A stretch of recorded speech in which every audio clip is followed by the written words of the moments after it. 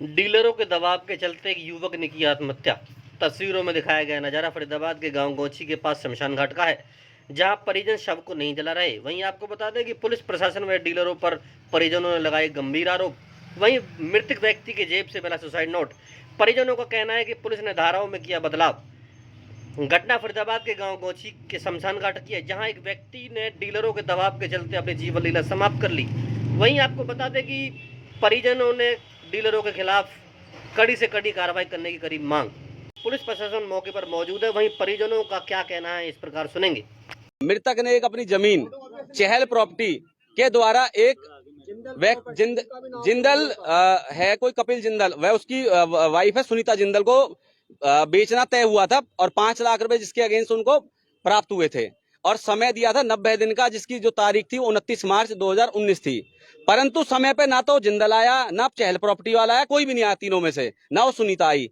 उसके बाद जिसने बेचना था वो अपने समय पे पहुंच गया, वहां पे उसने मोहर लगवा ली। ठीक है, मोहर के बाद फिर वो 10 दिन 15 दिन गायब हो गए, ये फोन करते रहे, ना तो कोई भी आया, किसी ने ना आगे कोई कार्रवाई करी। 15-20 दिन बाद फिर उसने दोबारा प्रकरण में वो 2.5 लाख रुपए दे गया, जी और ले लो मैं करवा लूंगा। उसके बाद आज का समय लगभग 4 साल बीत चुके हैं, ना तो वो प्रॉपर्टी की रजिस्ट्री करवाई ना कुछ कराया। परंतु इस केस में चहल प्रॉपर्टी ने धोखाधड़ी से वो जमीन आगे और किसी तीसरे व्यक्ति को बेच दी, जिस महिला का नाम एक द्रौपदी देवी है, जो जवाहर कॉलोनी। अच्छा, ये सारे के सारे हैं डीलर ही। चहल प्रॉपर्टी वाले ने कहा से जी, हुड्डा से। इसका मतलब हुड्डा के अधिकारी बिके हुए हैं। ठीक है, क्योंकि एनओसी कैसे निकलेगी जब तक प्रॉपर्टी की रजिस्ट्री नहीं हुई। उसके बाद कल जब उसकी मृत्यु हो जाती है, वो फांसी लगा लेता है दबाव से, क्योंकि सामने वाले का भी कोई लेन देन होगा जी, अपने पैसे सभी को करने होते हैं। इन्होंने 2 दिन पहले भी धमकाया, इनके घर सुबह 6 बजे 8-10 लोग आ गए थे चहल प्रॉपर्टी के द्वारा। अच्छा, उससे पहले इन्होंने सिटी थाने बल्लभगढ़ में भी एक एप्लीकेशन दी थी, जिसमें इन्होंने कार्रवाई चाहिए थी कि जी हमारा जब समय पे नहीं पहुंचा था उसका फैसला करवाया जाए। जिंदल है 64-65 की डिवाइडिंग रोड पे, इनके साथ है एमआर रिलेटर्स। कोई आप लोगों को धमकी दी थी? हाँ जी, इन्होंने कई बार हमारे घर भी आए हैं। हम अपना नाम किराए, बता दो। मेरा नाम प्रियांशु है, मैं उनका बेटा हूँ, पिताजी का नाम? अजय कुमार शर्मा। कितनी उम्र थी? 48 साल उनकी उम्र थी। हम थाने में पुलिस ने कल तकसीद करते हुए 306 लगा दी थी और रात 10:30 बजे बेटे को बुला के हम घर चले गए। मतलब कल लगा दी थी, कैसे बोलते हैं, कल एप्लीकेशन लगा दी, पूरी फाइनल कर दी और उसके बाद एसएचओ साहब आए, सब कार्रवाई हो गई, इसको बुलाया और इसके बाद इससे एप्लीकेशन दोबारा लिखवाई गई 58 सेक्टर में। कल पूरे 58 सेक्टर में लिखवाने के बाद उसमें अब ये धारा 174 आ रही है। बताओ लगा सकते क्यों? क्योंकि 306 के ऊपर कार्रवाई तगड़ी है, इसलिए 174 लगा के काम बरी होना चाहते हैं और कहते हैं। सर बात ऐसा है, कल इनकी जो इतला मिली थी, अब ऐसा जय शर्मा जी ने फांसी लगा ली है और उसकी मौत हो गई है।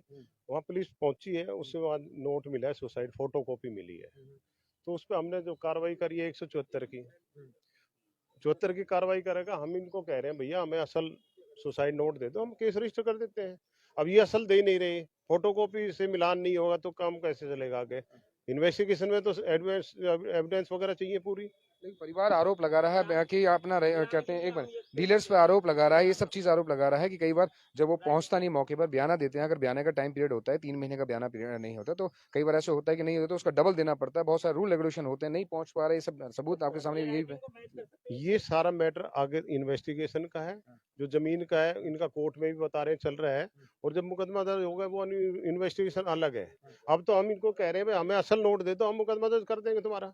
ये क्या है, ये सुसाइड नोट है? ये सुसाइड नोट नहीं, 2021 का है, ये 2021 का है। जो कल प्राप्त है वो हमें असल नोट दे, ये हम कार्रवाई करेंगे। तो फिलहाल में जो धारा बदलने के आरोप लगा रहे हैं, कल तो आपने धारा लगाने की बात कही थी, लेकिन शाम को बताते हैं कि अधिकारी नहीं है, उसकी रपट लिखी है, असल ला देंगे। रपट हमने क्लियर लिखा है, अब भाई हमें जो है ना असल सुसाइड नोट ला देंगे, हम उसके फिर आगे आगामी कार्रवाई करेंगे। हाँ, ये जब तक असल नहीं देंगे इतना कोई कार्रवाई नहीं होगी बिल्कुल भी। चिंतन है, हनुमत है, उमेश मेहती रत्ता है, सुनीता है, द्रौपदी है, शिवराम सागर है, हनुमाचल के बेटे, कपिल के बेटे, ये सारी बातें हमने इसमें दर्शाई हुई है। ठीक, डेड बॉडी की वो सबने कर ली है, उसके बाद ही तो कार्रवाई के लिए भगेंगे। तो हम वादा कर रहे हैं इस बात का, आप हमें असल ला दो और इसको दाह संस्कार करो और एफआईआर दर्ज करेंगे हम। आज दे दो, कल दे दो, परसों दे दो, जब आप पे मिल जाए जब दे दो भाई, फिर नहीं मिलती है तो उसके कोई कार्रवाई नहीं होगी।